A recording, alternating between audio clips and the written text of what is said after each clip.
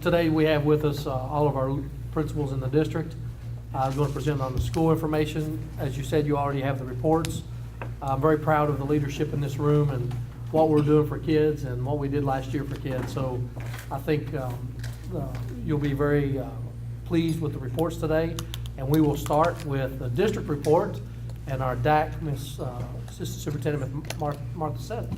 What I'd like to do today, before the principals get to present theirs, is just to walk you through the accountability model a little bit and how it's set up. So I feel like by doing that first, that will help you understand how theirs are put together as well. So this is the first year that the accountability model was put together in this way. So we learned a lot last year, and we're continuing to learn. So the first area that we're responsible for is proficiency, and that is in reading and math.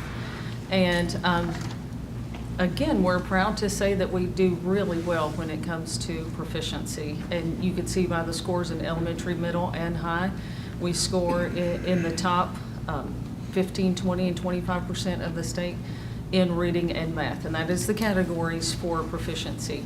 So we're very proud of that, and that is something we celebrate because we know our students are high achievers.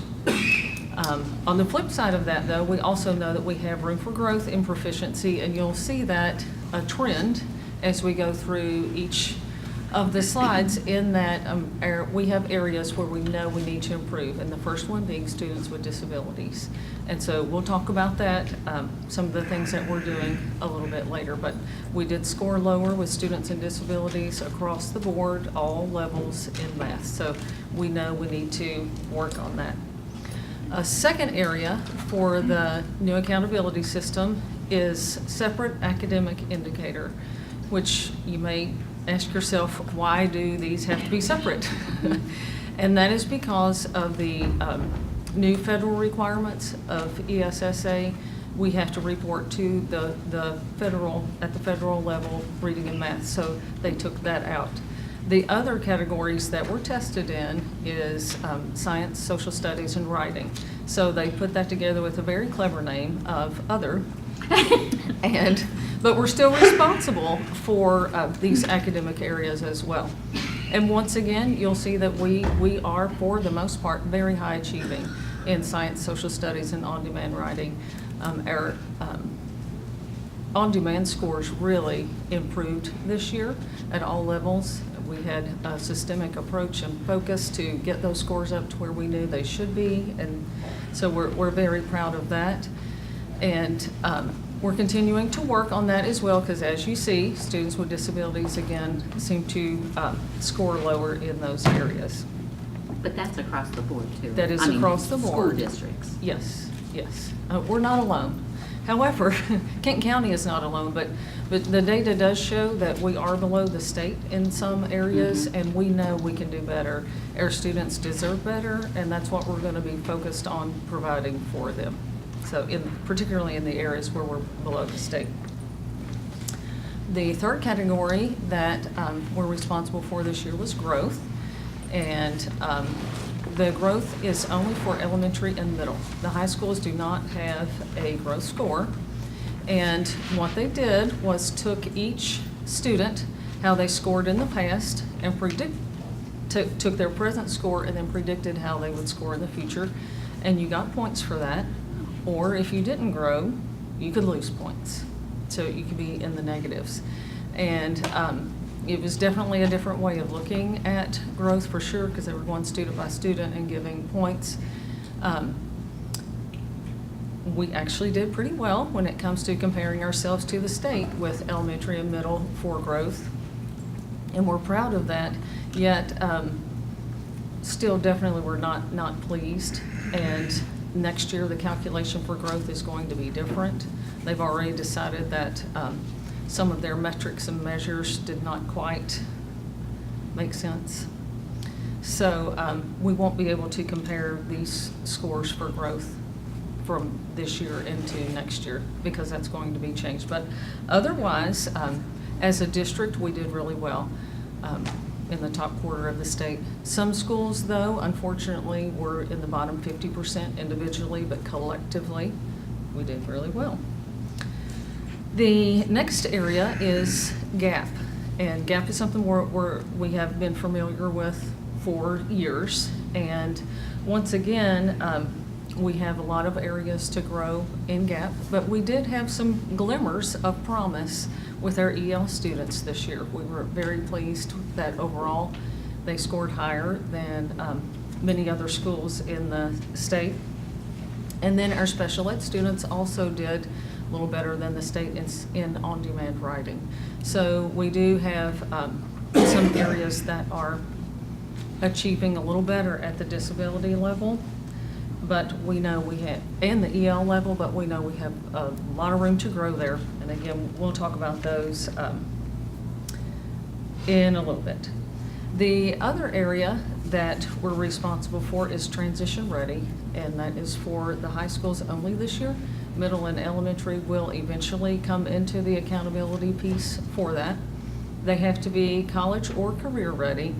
And they also, if you were an English language learner, you had to be proficient in the English language in order to be transition ready as well.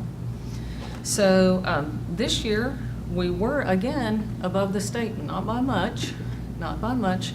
Our overall score went down, and we really felt like the reason it went down was because we don't have the Cawood test anymore, which would help students show that they are college ready and be college entrants. The state does not recognize that for us anymore as being transition ready. Schools still give it because colleges recognize it, but it did not count for accountability. So we did take a little bit of a step back in the college ready aspect.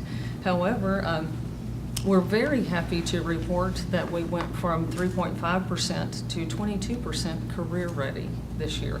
We have a long way to go on that, a long way to go, but as Dr. Webb often says, you can't get lower than the floor or something like that. So we're moving on up in the transition ready area. Graduation rate improved again, and it continues to be a strength area, except for students with disabilities, and EL students are still below the state, and we know we need to work on that for sure. So we did have several of our schools that were TSI, which is targeted support, and every area that we were targeted support was for in the area of disability, and one school had EL students monitored, which the monitored part means they have exited the English language program, but you still have to track them for 2 years and check their progress. So with that being said, we have done a lot of work in the last few months since we got the scores back and school started to try to make sure that we're moving forward in achievement for our students. Regardless of what the scores were, we always want to try to get better. So some of the things that we are continuing to either bolster, or some things we've let go of, and then we've added in some new things. We're continuing to do the cycle of quality instruction. We've had a tremendous amount of professional development with that. We are continuing to get into every teacher's classrooms, the principals do, at least once a month, and give them feedback. And then we also, central office folks, go with them as well and calibrate. And we know that the biggest difference we can make is in Tier 1 instruction. And so our teachers are our biggest asset, and that's what we need to continue to develop. So we are continuing to do that.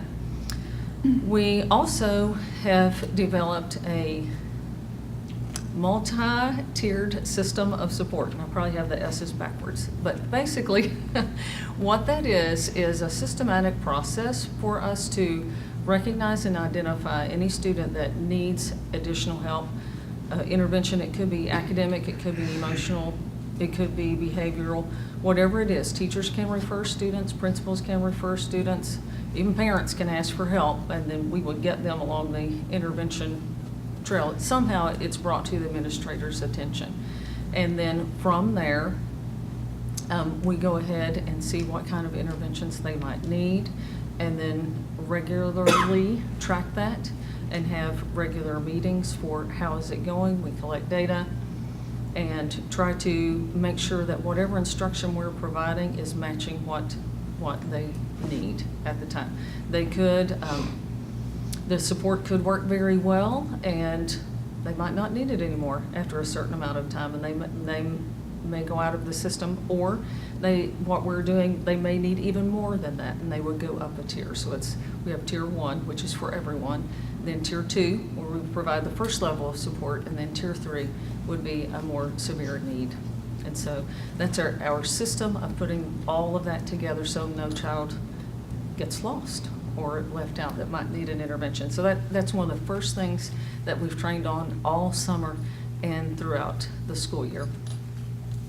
Another thing that we're doing is making sure that we are tracking all students that have a disability, particularly with TSI schools, to make sure we know where are they, what does their data show, and what might we need to do instructionally. Because we can have all the data in the world, but if we're not looking at what instruction are we providing to support them, then it really doesn't do any good to have the numbers. So we're having regular PLCs in our schools to try to identify what areas need to be improved for the students, and then going from there. We also have began for principals an English language cohort, which for principals that have a high number of EL students, we are bringing them together regularly for professional development. And what we're doing is trying to give them the professional learning that they need, and then they can take that immediately back to their schools and train their teachers. And so we have had quite a bit of success with that, and we hope that by doing that, we will empower our teachers with the skills that they not only do they need, but they want. They're hungry for it, they're asking for it. We also have provided extra professional development for teachers that have, not just the EL teachers, but regular teachers who have EL kids in their room. So we're really trying to enhance what we're doing for our EL students at this time. We also are working on, we're almost finished, with a district-wide plan for meeting the needs of students with disabilities. And it's systematic. We haven't rolled it out yet. We just hammered it out for the most part on Friday, and we're getting feedback and thoughts from the principals. But basically what it will do is take us step by step through all of the pieces that are needed to make sure that we have not left anything out in a system of supports that the students might need, but also trying to provide support to teachers through additional professional learning, to principals to guide them through not just the law and what has to happen, but how to best get the procedures in place in order to provide those things for our students. And a lot of it does center around professional learning communities and tracking data and IEPs and just monitoring. But again, not only that, we have to go back to the instructional piece as well. So it's pretty comprehensive, and we're hoping that it will make a difference in the long run. We're continuing to use CERT at the high schools, and that's the college entrance readiness tool. I believe our principals and our teachers would say it has been a great tool to help monitor students' progress throughout the year. And not only are they monitoring all students to see if our benchmarks are going up, but we're also monitoring students with disabilities as well with that, and targeting the supports they might need for the college entrance standards and the college ready skills. For our career pathways, each school is implementing more and more pathways. It's not as easy to do as one might think, but I'm very happy to say that Gateway has been pretty helpful this year in getting some programs on board for us. We would like to send more students than they can handle, but we're working on that as well. And each principal, in addition, is developing more pathways to offer next year so that we can be ready for the new graduation requirements. So we continue to work on that. We also are We did recognize we have some improvement to go with science. I think our best bet, well, I know our best bet with that is to go back to the next generation science standards and to make sure that all of our curriculum is meeting the standards that are required. So basically, we got to go back to the standards on those. Another big focus that we've had is for students with disabilities or just students who struggle and need some kind of intervention.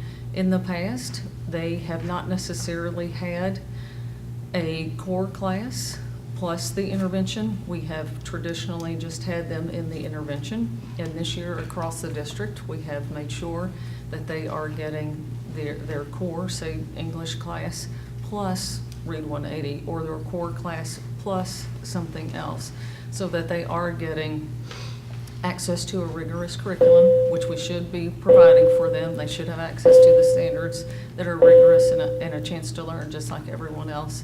So we've made sure that they do have access to the core, plus the intervention they might need, and we really think that will help us in the long run, or help the students. So I believe I'm out of time. Melina's gonged me with the red stop sign.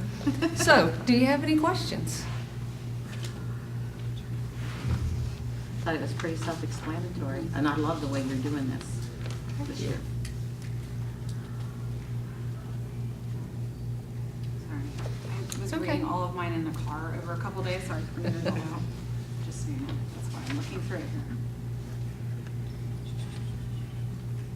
What career pathways, because we talked about that last year, and creating more. Do you know like a number, how many more we've created from 2016-17, 2017-18, and then what are we working on for? We have a career pathways document. I have not necessarily counted them, but I do feel like each school has, each high school has probably opened up 2 additional pathways along the way. They may be in similar categories, like there's multiple categories that you could have, say, in business, and multiple pathways in ag. There's multiple pathways that they have added that way. The academies have continued to provide opportunities Did he say for like students. 8 in the academies? 8 more new pathways in the academies or something? I don't know that there's I read 8 8 somewhere for somebody. Yeah, they definitely have 8, but Maybe that's I'm about not sure that it would be 8 new ones. But like I said, we have been able to partner with Gateway and add at least 4 pathways for students there, which we're really happy about that. But again, we need more slots. We need more student slots. How many have we had with Gateway? I'm sorry? How many have we had with Gateway? The only one that we've had that has actually led to certification has been auto body. Okay. So if I can add to that quickly, the pathways that we had were not necessarily leading to certifications. Right. So we really have revamped, created a document, working with schools to make sure students enter a pathway, complete the pathway, and get some kind of certification. And hopefully have a plan to go on to post-secondary as well to extend that certification. We continue to work on all kinds of different pathways to expand because we have a significant need. We have about 350 kids a year that's graduating, it's not college ready, not career ready. So matter of fact, we're having a meeting coming up next week with our high school principals to continue to look at ways to expand that. Okay. And to talk about a little bit about the students with disabilities, obviously as across the district, that's an area that we're working on. Have we seen a large increase? I tried to look through all this and see, not a large increase, but have we seen an increase in numbers of students with disabilities across the district? Not a significant increase, no. Do we have any, of course, obviously looking through all this, do we have a couple schools who seem to be, their students with disabilities, the scores seem to be, I don't know, significantly better than others, and what are they doing? We do have some schools that, where special ed students do seem to score better, and I really think part of it goes back to the Tier 1 quality instruction, but the other part is monitoring their data and adjusting instruction as they go, instead of waiting until the end and going, whoops, they didn't get it, but now we're going to keep moving. I think they regularly monitor and regularly adjust is what seems to make the biggest difference. And they know their IEPs and their students really well. What is our average, and I saw this on someone's, to kind of increase the number of times that we look at IEPs, what are we supposed to be doing? I guess I don't know that. How often are we supposed to review IEPs? They used to be weekly monitoring. I mean, you have to monitor your data You're supposed to be weekly. collecting data ongoing. As far as totally reviewing an IEP from start to finish, there's no real protocol Okay. of how often you should do it. But it's easy, particularly when you have a large volume of special ed students and IEPs. It would be easy to get students' accommodations and such confused. So you should be looking at them very regularly. And the yearly meetings you have to have, but they can call ARCs anytime to adjust any of it. Yeah, you can have an ARC anytime you need it, but as far as the regular education teacher and the special education teacher, they should be looking at them very often in order to know what's in it and not get the student needs confused, you know, from different class settings. Up first is Fort Wright, Ms. Wortman. Hi, board members and Dr. Webb. Thank you for allowing me the opportunity to share strengths and areas for growth for the amazing school I get the opportunity to lead every single day. This is my 7th year as principal, and I've witnessed the staff members, both certified and classified, at Fort Wright Elementary transform to become top-notch educators. Teachers and instructional assistants all develop relationships with students, and they all have a whatever it takes attitude. Their dedication to our Falcon staff, Falcon community, and most importantly, our Falcon students is first class. Everyone knows and believes in offering students a world-class education so that all of our Falcons graduate being college and or career ready. I speak for my team as I say we are thankful for the amazing facility we get to teach and lead in every single day. Thank you all for making that happen. With that said, the last 2 years we've worked through nonstop hammering, drilling, dust, moving of teaching locations, weather, plus a lot more. Even though construction was underway, my staff and I are proud to share that we were classified as an other school. We scored in the top 12% in the state in science, the top 14th% in the state in combined separate academic indicators, science, social studies, and on-demand writing, and the top 20th% in the state for math and reading proficiency. Once again, this is the amazing work of my Falcon team. They participate in professional learning to improve strategies and deepen their knowledge of content standards. Every professional learning community or every PLC that we have, my staff, we focus on data and strategies to help students grow. The intentionality of data discussions and planning for groups of students and individual students has really helped us create a laser-like focus to meet the needs of different populations within our school. With that being said, we all know we have a lot of areas to strengthen. Starting with, we need to make sure that all students are making growth. We need to increase the percentage of proficient and distinguished mathematicians and readers that are students with disabilities, along with our English learners. First, I'm focused on making sure our special educators have the needed trainings and the materials needed to assist students in reaching students' annual IEP goals. Some of my special educators last week just completed Orton-Gillingham training, which is a multisensory reading approach. And yesterday, I sent half of my special education team to the Kentucky Exceptional Children's Conference. And before they left, we discussed different sessions they were going to attend and the expectation of training the general education teachers upon their return. I will be monitoring the implementation of the special education programs used and ensuring that they're implemented with fidelity. Each week, my special educators, they attend at least 2 PLCs, professional learning communities, one with a special education team and one with a grade level team. During that special education team time, we are bringing individual student IEP data and goals, and we're discussing the learning experiences students are using to help meet their goals, the strategies, and if they're successful. And if they're not, then we're putting our heads together and coming up with other ideas and strategies for them to implement so that we can see that progress. During grade level PLCs, my teachers and special educators, we review classroom assessment data, and then we make an intentional plan to be carried out across all grade levels, all content areas for all students, including those identified with disabilities and our English learners. Cohort Elementary staff will continue improving proficiency for all of our students to show that we are a world-class school. Thank you. Next, we have Ms. Smitty with River Ridge. Hi, I'm Jenna Smitty, and I'm the principal at River Ridge. This is my second year at River Ridge, my sixth, as the principal, my 6th year in the Kenton County School District. So we have a lot to be proud of at River Ridge this year, and we're celebrating quite a few things.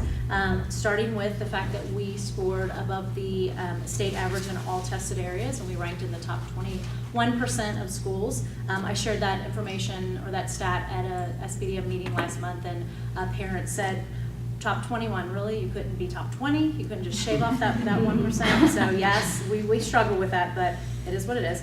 We're proud of it. We also demonstrated significant growth with our English learner subgroup population, significant growth in both proficiency and in terms of growth points. So we're very proud of that, and our EL student group scored in the top 10% in the state.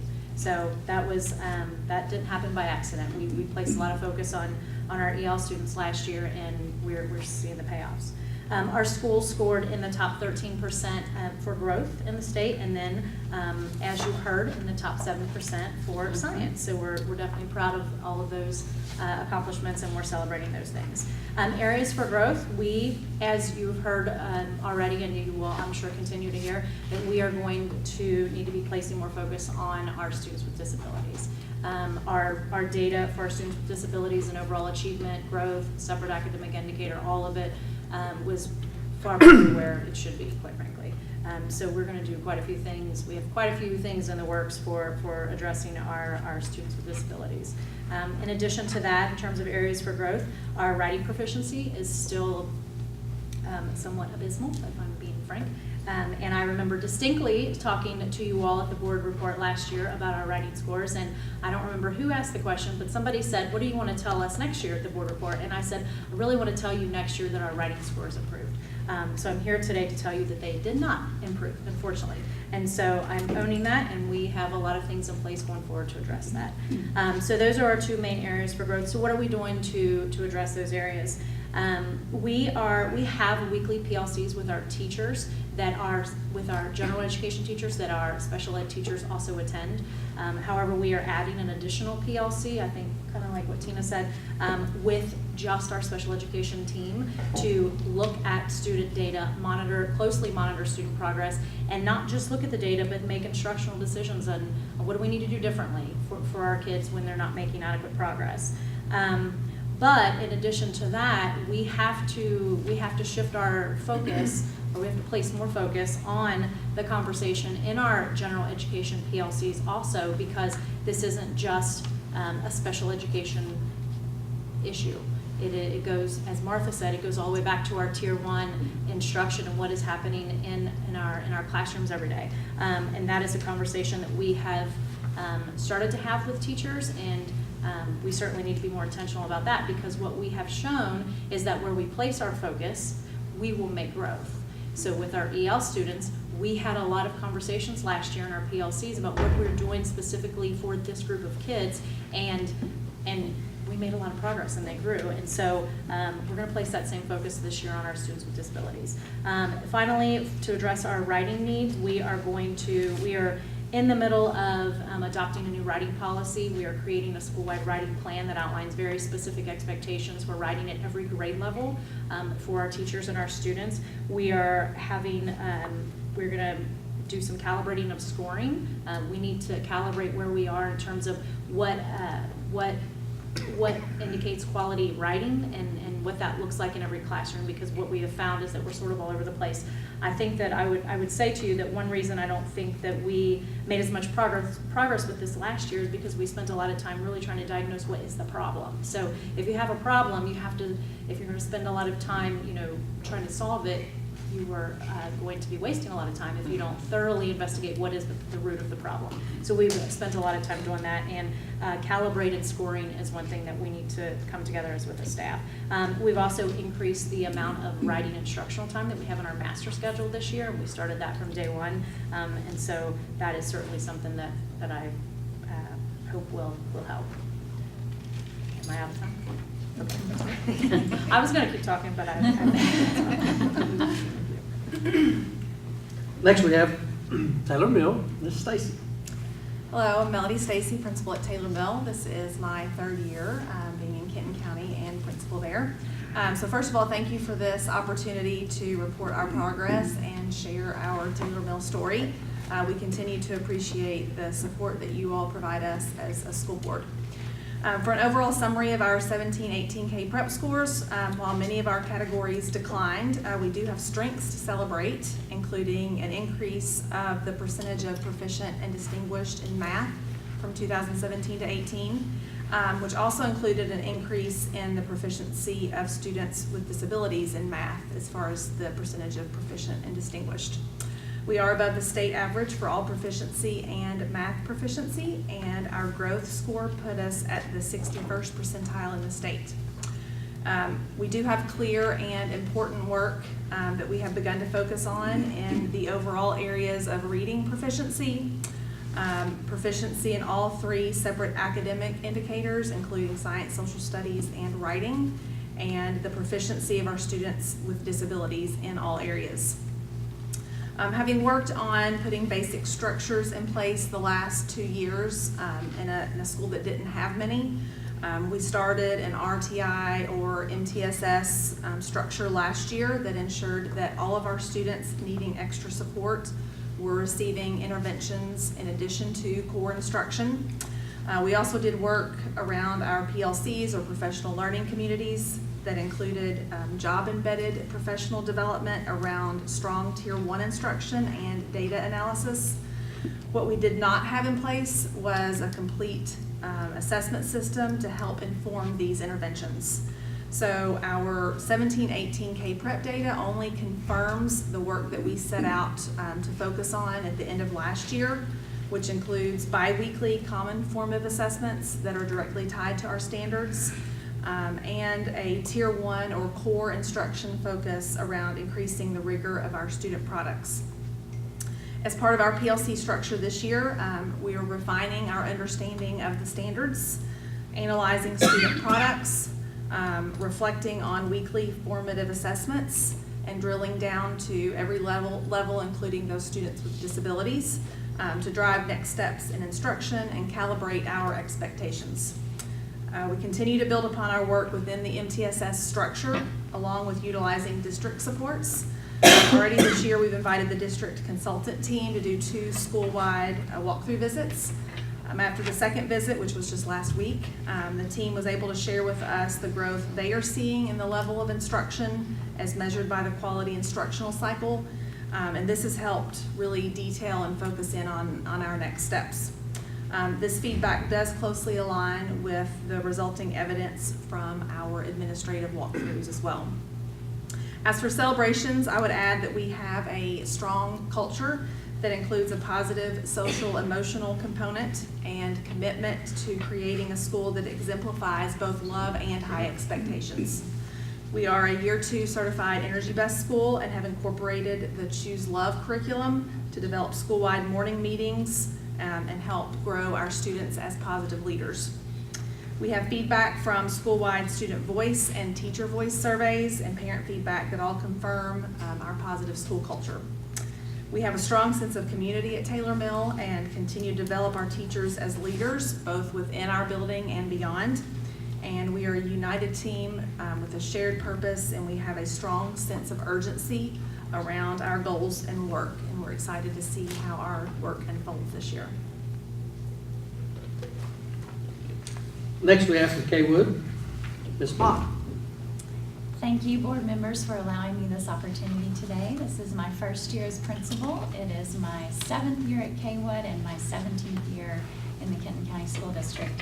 And as always, I am always proud to be a part of this family, as I have been since my first year of teaching. I must say that every single day when I go to work, I am so happy to be there, and I have the grittiest staff on the face of the earth. They never give up, they persevere, and that's what we're all about, and that's what we teach our kids every day. I am very proud to say that we scored in the top 18% in the state for growth, which means our kids are learning every day. As long as we can get them to come to school, we're focused on our attendance. Something else to celebrate, one of our goals last year was truly to focus on our EL students. We have approximately 15% of our population is EL, and we went from a pretty abysmal 9.1% proficient distinguished to 32.1% proficient and distinguished, so in the area of reading, so we were super happy about that. We are very happy to be in the other classification. We have deemed that there is no other school like Cawood, and we have created a banner that's going to go up in the front that is going to say just that. I believe that we are there because we have always had an intentional focus on our gap groups and intentional progress monitoring of RTI. Areas for growth, though. We still, of course, always have areas for growth. So our big area that we identified actually last year is our area of reading, and particularly in core instruction. So this year, and we started planning this in the middle of last year, we did do some research and we purchased a new core reading curriculum. It is called Wit and Wisdom. We did purchase it K through 5. It requires the use of actual rigorous texts that are hands-on for the kids. So all students now are receiving quality text that is higher level. We did completely revamp our schedule, and so now all students receive core instruction for a minimum of 90 minutes in addition to their RTI. So in the past, those had overlapped some, and now they do not at all, and we can already see a huge difference in the level of readers that we are producing because of that core instruction. We are also focusing on the cycle of quality instruction through our MTSS process, and so we are really working on PLCs and professional development with that. We do have weekly PLCs that are focused on triangulation of data and progress monitoring of students. Literally, we student by student. We call their name. Are they making progress? Are they not? If they're not, what are we doing? It's like a rapid fire. Targeted support for 4th grade reading instruction. We did notice a significant drop from our performance level of our 3rd graders at the end of the previous year to the 4th graders. There was a significant drop. So we have had some targeted support just for 4th grade reading with lots of learning from administration as well as district consultants. We are meeting with that team more often to work on the actual planning for reading instruction. We also have an intentional focus, and I'm grateful for the district getting us this data. We're working on that 3rd grade reading transition data. We are very concerned that we want our 3rd graders to be ready. So we are using our MAP data and our RI data to make sure that those kids are reading a 583 Lexile, and if they're not, what are we doing to get them there? We also, even though we are not a TSI school, we are considering ourselves pretending we are. So we are really focusing in on our students with disabilities. 18.2% of our students scored proficient or distinguished in reading compared to 57.5% of all of our students. In addition, students with disabilities scored 9% proficient and distinguished in math compared to 60.3% of all students. So that's a significant gap. So as some of the others were saying, we are monitoring program implementation, reviewing lesson plans, increasing our frequency of walks in special ed classrooms. We are collaborating with the district special ed team to provide more professional development, both for helping us design more appropriate IEP goals, as well as working on pushing in and collaborating with the regular classroom teacher. We actually have some training that's set up in January with our district consultants. We're going to be really focusing on that because what we are realizing is that a lot of our students with disabilities are not being exposed to that higher level rigorous curriculum in the general ed classroom. So that is going to be our new focus. In addition to using, sorry, I ran over. You can finish your sentence. Okay. Easy Med, which I just recently gained access to so that we can monitor our IEP goals. Next, we have from RC Hinsdale, Ms. Castleman. Hi, it's very nice to be here with you, and I really, in many ways, can't believe it's been a whole year since I sat here as the new principal of Hinsdale, and I'm just glad. I was excited to see some of you at the Excellences Everywhere event, so we were looking forward to this day, and it's here. And so we have been celebrating at Hinsdale, as you can see, not to steal Kim Mott's thunder, but we say there's no other students like Hinsdale students, because they achieved a lot this year, and I think as we've reflected on our highlights, we've reflected on our strengths historically, and we are a high achieving school, and we don't want to stop celebrating that, but we know that the accountability is changing, and we know that as a high achieving school, this is something we have to stay ahead of our game and make sure that our students are staying competitive as far as what they're achieving and how we're teaching and instructing and assessing them every day. So as I want to highlight our strengths, and they've been highlighted in some ways already, but I'm really pleased when I look at these numbers because 93.9 was our reading index, and that is an incredible number.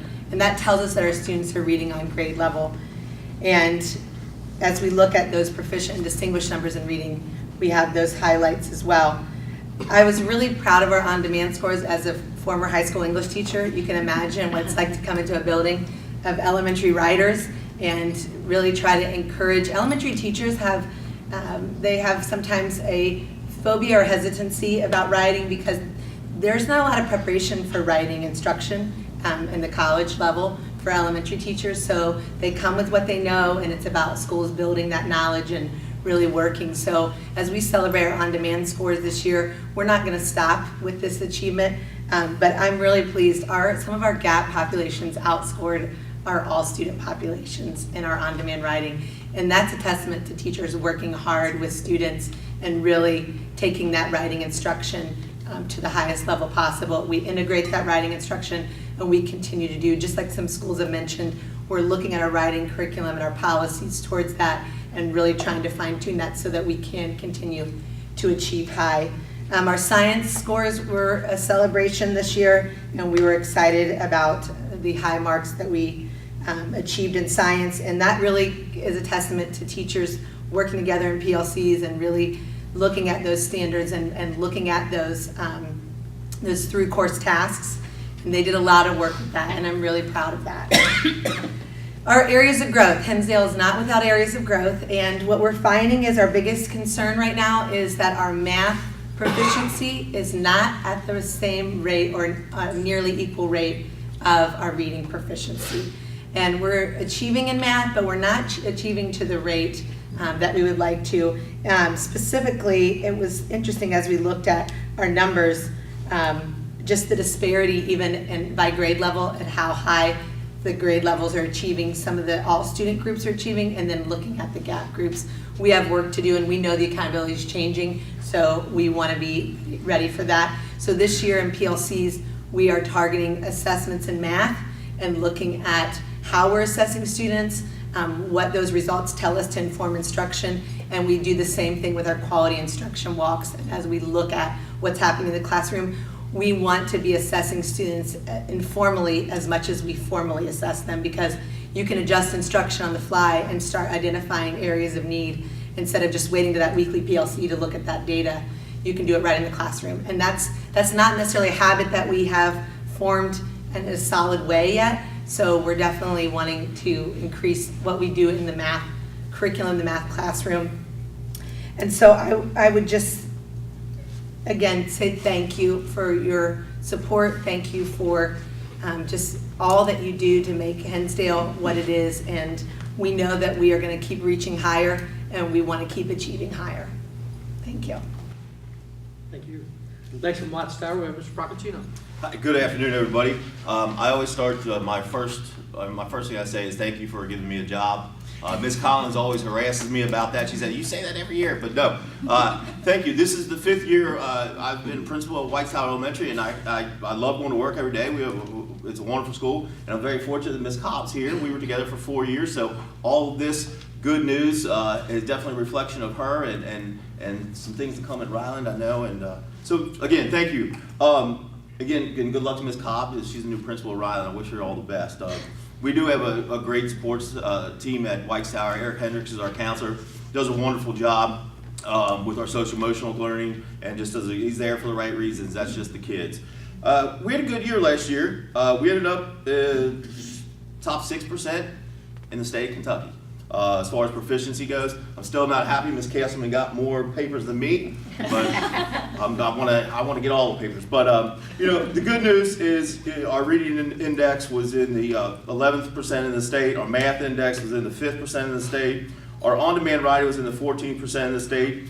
No area was lower than the top 25% in the state, except for growth, which that doesn't make me happy. So what we need to do is definitely continue to grow our students every day in those areas. A couple of things that just wanted to throw out there. Thank you to Ms. Owens. Ms. Owens is a very busy woman with 11 elementary schools. However, if I call her, text her, email her, she always gets back to me. One night there was something going on and I was stressed out about something, and I texted her about 8 o'clock. She was at the door the next morning. So if anybody can give her a raise, please do. Our new assistant principal is Emily Giles. She was a consultant with the district here for 8 years. She was part of creating the MTSS pyramid with other central office staff. So I'm really lucky to have her because we rolled this out, and she kind of was one of the creators. So and she's doing a wonderful job. Nobody can place you, Ms. Cobb, though. No, thank you. Okay. Some of the things at White Tower Elementary, when we started in 2014, we were pushing the enrollment to be just over 500, so Ms. Cobb would be a full-time paid assistant principal. This year, our enrollment is 618. So we have really grown. We've really grown, and like I said, there's some things. We're over 50% free and reduced rate lunch. Our attendance is not exactly where we wanted to be. Last year, we ended up at 96.3. So that's not bad, but we want kids there. If kids aren't there, they're not learning. One of the other things I want to mention, as far as good news, is again we were in the math. We were in the proficiency. We were the 42nd school out of 722, which put us in that 6%. In math index, we were the 36th elementary school in 703, which is in the 5th%. We had no novice in 3rd grade and 5th grade math. That means our free and reduced kids, our special ed kids, our average Joe kids, no novice. Areas of growth. 4th grade wasn't where we wanted to be. 4th grade needs to get better in reading and math. 4th grade needs to get better in reading and math. There were some strategies, there's some thoughts in my head. We made a little bit of a personnel change as far as one of the resource teachers. I think we're going to see that. We're doing more collaboration with our special ed the special students with disabilities is the big thing right now. I feel like our special ed staff does a great job, and we give them supports, and we have they're collaborating with those grade level teachers in order to prepare those students to be more successful. Again, it doesn't matter what you got behind your name. We're going to teach you up, and we're going to hold you accountable, because I tell them every day, every Friday assessment, there's only 2 choices at White Tower Elementary: proficient or distinguished. Thank you. Thank you. Next from Kenton Elementary, Ms. Huss.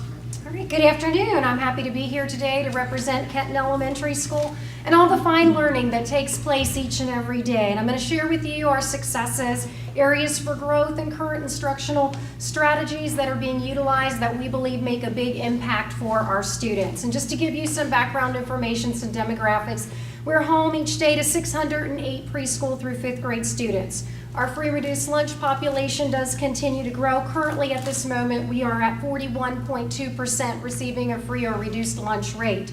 13.5% of our students are students with disabilities. That does not include preschool. And our attendance rate continues to be very good. We ended the 17-18 school year at 96.9%. Currently, we're a little over 97 right now this past month. So let's begin with highlighting our successes overall for reading and math proficiency. We're in the top 22% of the elementaries within the state. Again, we couldn't shave that 2% off either there. Top 20% for math and our reading novices at an all-time low. Our students did very well with growth in reading, and our free and reduced lunch rate students outscored the state average for proficient and distinguished in both areas of reading and math. Kenton Elementary science, social studies, and writing scores are in the top 17% of state elementary schools. So as you can see, we have a lot to be proud of, and we do believe that we offer a very solid and well-rounded education for all of our students. From the data gathered from 17-18, we have determined that areas for improvement need to center specifically on our students with disabilities. And unfortunately, the state did rank us a TSI school because we did not meet the state cut scores set for those students with disabilities. But I want to point out that if we had had 3/10 more point in the area of growth, we would not be a TSI school. We would be other. That's 3/10 of a point, and we would be out of this category.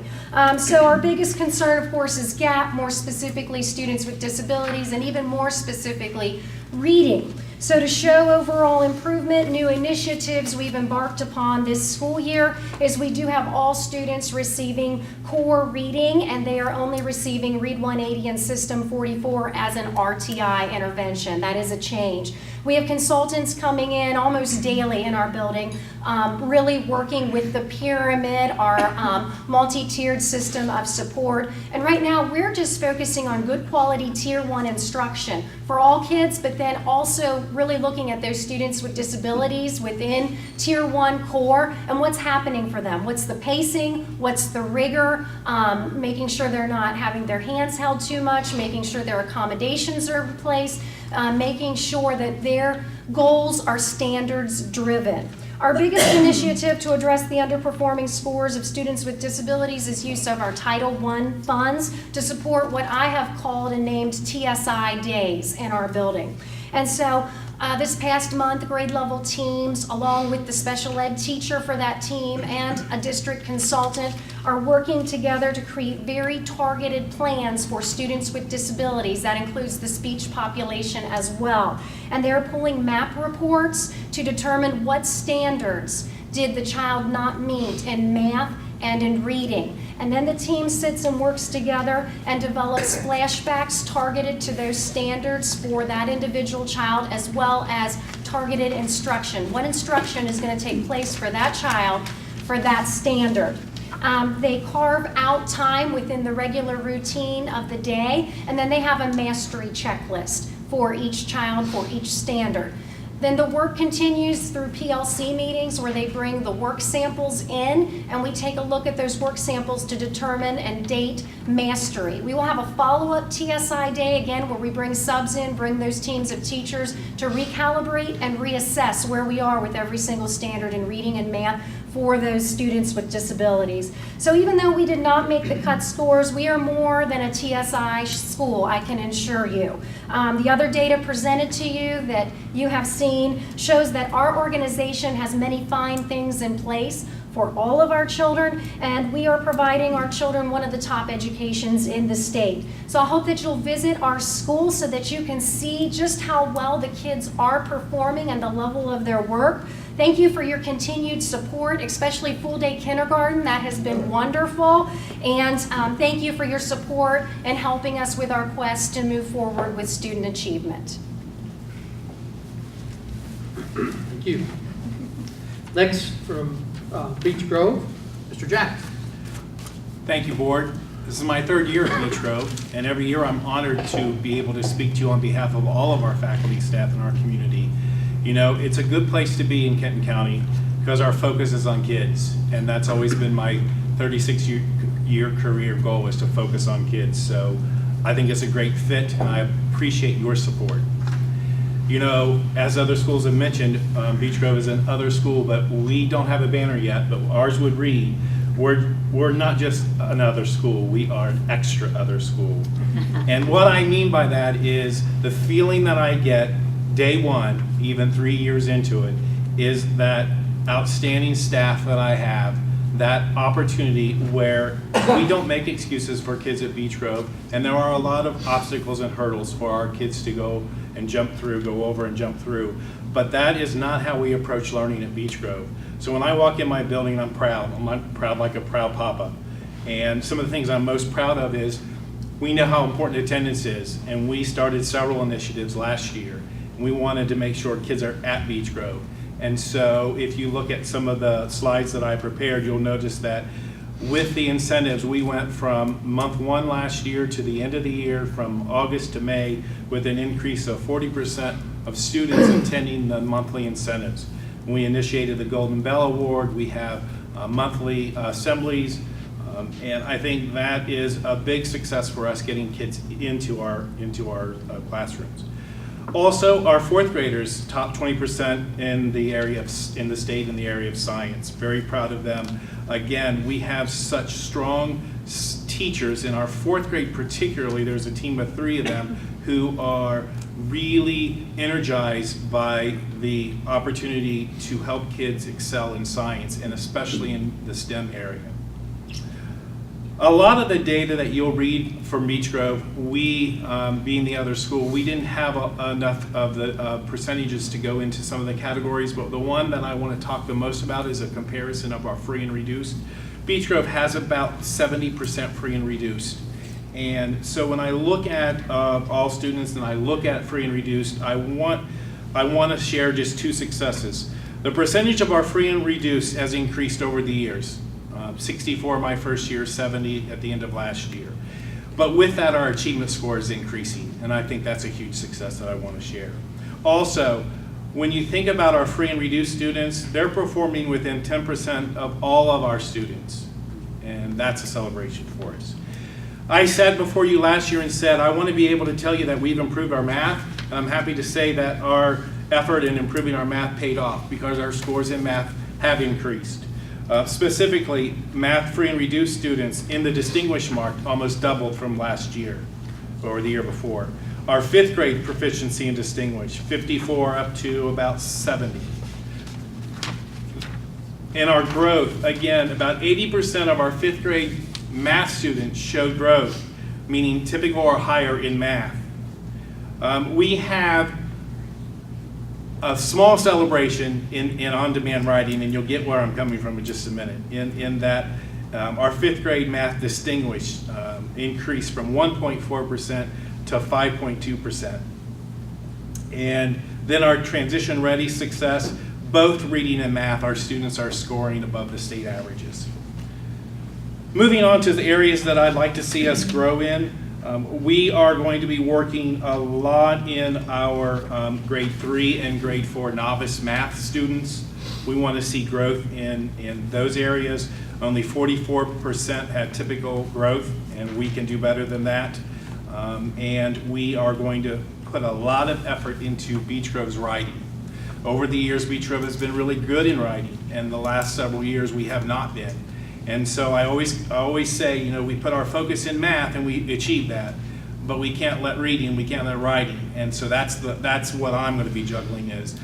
We've also had new faculty and staff, so we're going to be reviewing the writing expectations and our school policy for writing. We're going to be bringing in CO. We have 4 scheduled on-demand writing scrimmages coming up in the next 2 months. We're going to be looking at ways that we can combine reading and writing PLC weekly data and bring in writing PLC data as part of that movement that we began last school year. So I'll just end by saying I'm happy to report that the areas that we have focused on, we have seen growth. We just need to make sure that we continue to see that growth and bring up our writing scores. So thank you. Thank you. Next we have from Ryland, Ms. Kopp. Hi, Thank you for giving me the opportunity to come and speak with you today. I'm Michelle Cobb. I'm the new principal at Ryland, and coming in as a new principal, it can be somewhat overwhelming. So I have to say that I have been extremely blessed. I have an assistant principal, Ms. Harris, who is top-notch. She is there helping however possible. Our counselor, Ms. Durso, is an extreme team player. She will jump in wherever needed to make sure that we are doing whatever's best for kiddos. And I had the opportunity to have a fabulous mentor, Mr. Procaccino, who I told him when I got this position, his job was really just starting. He is probably one of my go-tos almost every day for guidance, and I truly appreciate him. Also, Ms. Owens and our consultants, Dr. Banta and Dr. Webb, have been an extreme support. And I just have to say, as a new principal, it is amazing to come into that position when you have that much support, and so I truly appreciate that. Also from the board, I appreciate so much that your willingness to fund that all-day kindergarten program, which I know is going to have such a great impact on our students, and also to support those SROs in our building, because we have a phenomenal SRO, and he not only increases a sense of safety for our students, but he also really creates wonderful relationships with our students, and so I truly appreciate that. As we look at the positives that have happened at Ryland with regards to K-Prep data from last year, I was very proud of the performance of our 5th grade students. If you looked at our 5th grade scores, you could see that our 5th grade students scored in the top 18% of the state with regards to on-demand writing. They were in the top 25% of the state with regards to social studies. And we had about 73%, almost 73% of our students who were proficient in reading at the 5th grade level. So we have some work to do at some of the other grade levels, but I think the middle school and high school background in my career has really pushed me to see the sense of urgency for those 5th grade students to be prepared for that transition to middle school. I think we all know that middle school transition is difficult, and if we do not have those students prepared, it's going to make it much more difficult for those students. So I'm very proud of the performance of those 5th graders. As we look at areas for growth, Ryland also was a TSI school, and that was with the area of students with disabilities. So we've already put some things in place, knowing that if we keep doing what we've always been doing, we're going to keep getting what we've always been getting. So trying to put some things in place and see if we can see some positive impacts from those. We have, as many people have mentioned, implemented an RTI time where students receive their full core in the classroom with regular education classroom, and then they receive their interventions or their resource minutes in addition. So we think that will definitely show improvement. We also have been very mindful trying to look at schedules for our special education teachers so that we can ensure that they are in the classroom, the regular education classroom more, not just as an assistant, but really truly to have them functioning as a co-teacher and doing some parallel teaching, because we know that will not only impact the students with disabilities in a positive way, but also all students in that classroom. As we monitor students and their weekly assessments and across the board, we also have put an additional focus on those students with disabilities so that we have an additional spreadsheet that we're looking at consistently to pull that up and see what students are performing. Are there things that we need to tweak? Is it working? And then we also have our special education PLCs in addition to those regular education PLCs where we're looking at students' IEP goals and their progress monitoring. Are they meeting those IEP goals that we have set forward? So, and then also one of the big things, I know the quality instruction that several people have talked about, those PD sessions and those trainings, I feel like just strengthening that tier 1 is just, it's going to be huge for all schools, but for us it's going to impact not only those students with disabilities, but all students, and really making sure we're holding all students to high expectations. So our goal is to make sure that we have students at all grade levels ready to go, but that 5th grade, we want to make sure they're ready to transition to middle school, because we know ultimately our goal is that those students would be successful at the middle school level and high school, so that as they graduate and walk across the stage, we know that they have any opportunity, they are ready for any opportunity that they would choose to pursue. So thank you for this opportunity. Thank you. And last but not least, finer, Ms. Denny. Thank you, board members and Dr. Webb for giving us the opportunity to do this. Being first year at Pioneer Elementary, not first year as principal, but first year as principal back in this district, I want to thank everyone for the opportunity for having a job, as Mr. Procaccino would say, here, and probably one of the finest districts in the state. So as I'm starting off with some of the celebrations, I kind of think it's wonderful that Ms. Christy Jeffords isn't here to hear some of these celebrations, because this is a testament to what she has done with Pioneer Elementary as I have taken over. One of the first things that I wanted to be sure to bring to your attention with the celebration is our reading and math with the proficiency indicator was in the top 19% in the state.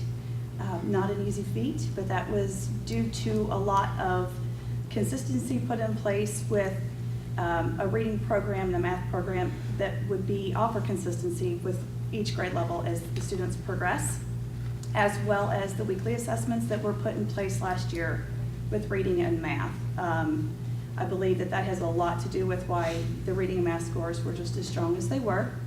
Another area that I wanted to share with celebrations was our social studies scores.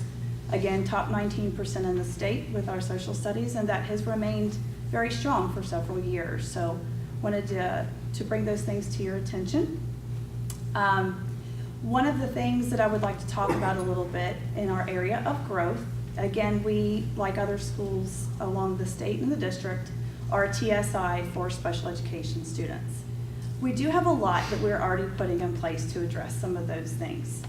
Last week we had a staff meeting where we did a co-teaching strategies lesson with the teachers, and not just looking and memorizing what those co-teaching strategies are that are most commonly used, but which ones are the most effective and which ones are the most effective for the teachers and the students that are in each classroom.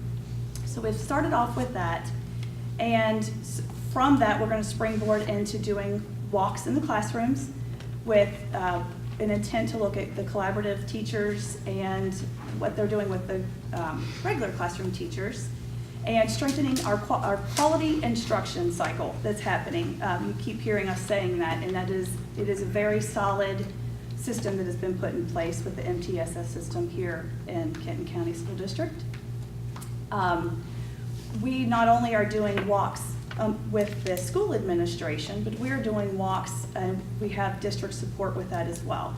We've worked with the district consultants, and the district consultants are going to be coming in and assisting with some walks in the classrooms and giving us some feedback of how we can strengthen the quality instruction that's happening in every classroom.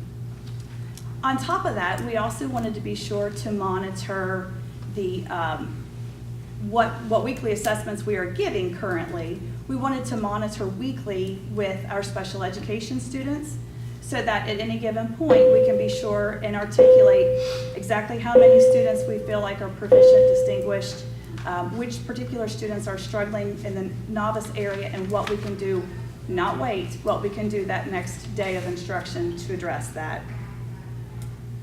Another thing that we're going to attack, other than our special education students and trying to work with them, is our writing. Just so happens I used to be a consultant here at the district, and I used to work with a lot of writing. So I feel pretty strong in helping our staff with that. We need to step back and look at our writing plan and see how we can strengthen that a little bit. We're going to look at each grade level, is going to sit down and look at writing in their classroom. I think, again, that goes back to quality instruction. How can we strengthen that? And we also wanted to look into putting some on-demand writing as a part of that process of some of the weekly assessments that we have going on. Not weekly, but putting that in the cycle as well. So I want to thank you all for bearing with me my first time through this board meeting. I do appreciate the time to getting to know and hear from each school. Thank you.